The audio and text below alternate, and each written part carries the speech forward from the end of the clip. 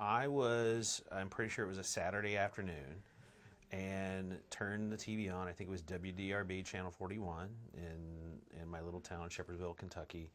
And I came into the middle of an episode of Ultraman, and I see this red and silver giant fighting monsters, and it just stuck in my head because he was different. I was already into comics at that time, but he was different than Batman, different than Spider-Man.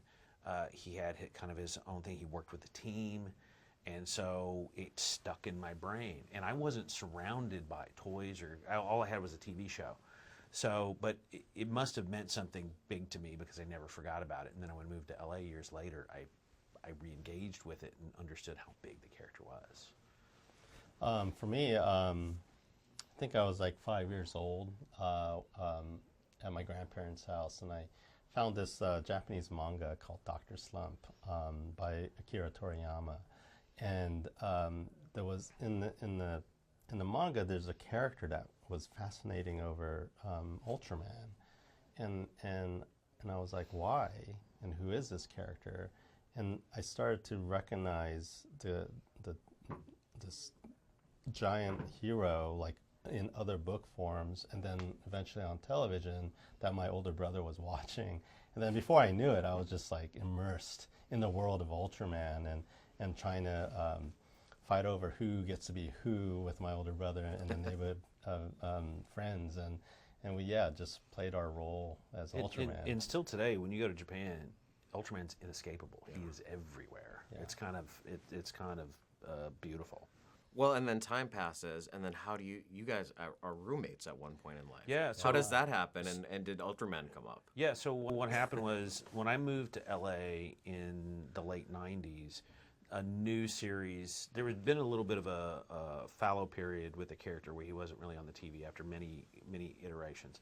Then he came back with a show called Ultraman Tiga, and I went to Little Tokyo, and I was able to find these videos. I'm like, what? There's this other Ultraman. What? There's this legacy. There's toys. There's comic books. There's all this stuff that you can get.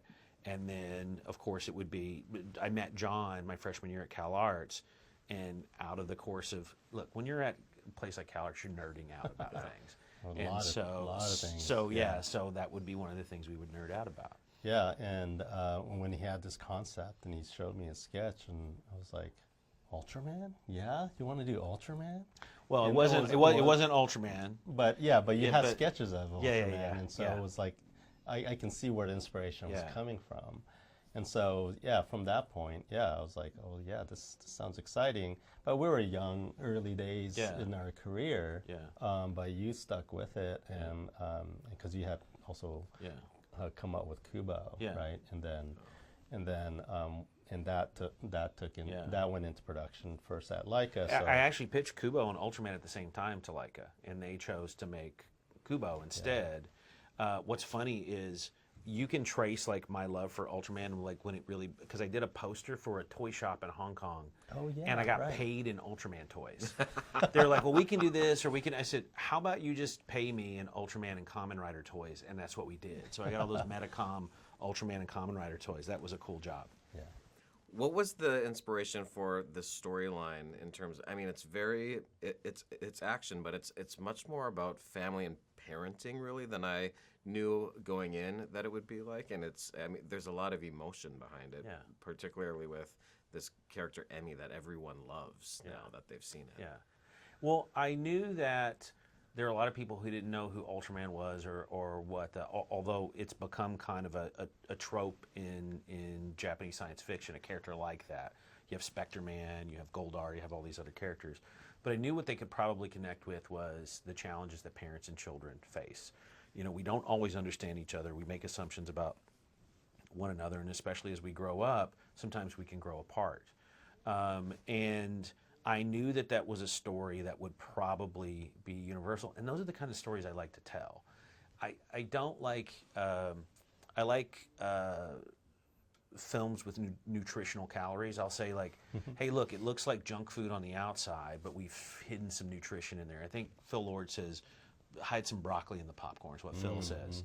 And so I knew if we came at it with that approach, then we could affect people and surprise people. So it's awesome to hear that you came in and weren't expecting that, but then to see it and then engage with people in a way that they weren't expecting. It's one of my favorite things in storytelling is being able to surprise people, and it's hard to surprise people now. And if you can surprise them with emotion, then hey, even better. And it's personal for each of you. I mean, we see images of your grandparents' home in the film. I believe your dog is in the film. So like, talk about incorporating yourself into something that sticks in time. Yeah, I mean, anything I work on, it all comes from a personal experience. And then I do my best and find opportunities to kind of bring in those personal elements, like my grandparents' house. But also, you know, the story taking place in Japan, and then having a character who's Japanese American, and so, you know, that relatability that I have, you know, I dive into my personal experience, sharing it with Shannon, because I understand what it's like to have that sort of like identity crisis, you know, cultural identity crisis is what I call it, where you don't know which, you know, where your home is, because you're seen different in the U.S. and then you're also not accepted in your own home country because I have an American Japanese accent, right? And so, so you know, you have to navigate through that, and but then it's yeah, I just find ways to like add that level of specificity to elevate and hopefully make a character that's uniquely interesting and inspire Shannon to like take that in to take it even further. Well, and I want to listen because there are things that I've had experience with, there's things that I haven't. But I want people to feel seen in the movie who don't feel like they're seen, and that's what inspired that line when Ken and Ami are talking. And you ever had people make fun of how you talk, how you look, what you eat?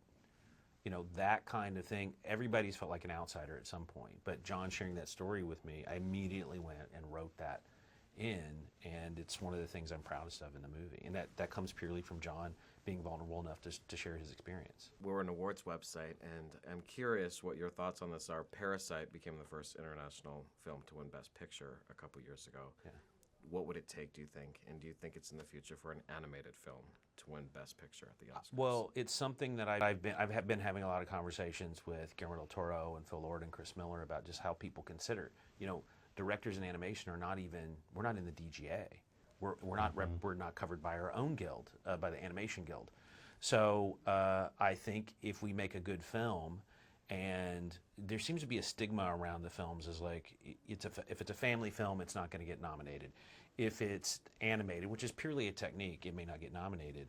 I just think it's if people are educated more in the process of what animated filmmaking is and how much heart and soul that we put into it, I think then we can have something that breaks through in the same way that Parasite did.